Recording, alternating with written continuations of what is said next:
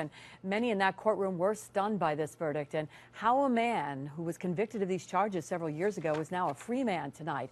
CBS 6 legal analyst Paul Derohannesian has been following this retrial for us as well, and he's live tonight in our Capitol newsroom to break down just what did happen today. And Paul, here we've got it. 6 years after he was charged, 2 trials later, Adrian Thomas walks.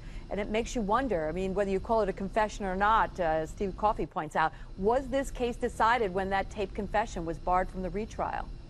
I think in a case that was probably difficult to begin with, if we recall the first trial, there were several days of deliberation. I think that can be the tipping point in a case like this, the fact that they can't use the statements, which the Court of Appeals ruled should not be used as evidence. They weren't reliable. I think that made a big difference in this case. Now, this jury only considered the evidence for 7 hours, but in Thomas's last trial, they were at it for nearly 4 times that long. Was that strictly the lack of a confession? Well, I think that's related because there was a hard defense made against that statement in the first trial. The defense fought hard against it. They argued to the jury it was coerced, so there was a battle over that.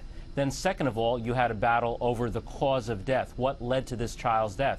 That also was vigorously presented in the first trial by Jerry Frost. That was an issue in this trial, but for the defense, it was a narrower playing field. They only had to deal with the medical issues. That helped them in the retrial. You know, you keep mentioning that first trial, and it makes me wonder just what role did that trial play in the verdict that we saw today? I mean, did it set the stage for this?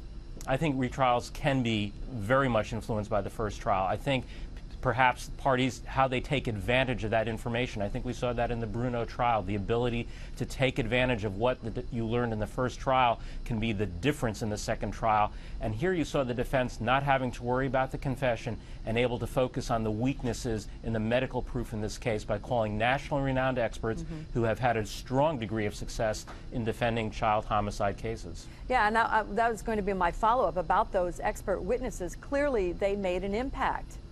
Yes, Patrick Barnes, Jan Lietzma, we've seen them in other cases such as the Louise Woodard case. They've testified in other cases. And actually, Lietzma has testified for the prosecution. I consulted with him when I was a prosecutor. He is highly respected. And they pointed out why there's a question as to the cause of death. And you think of the Casey Anthony case.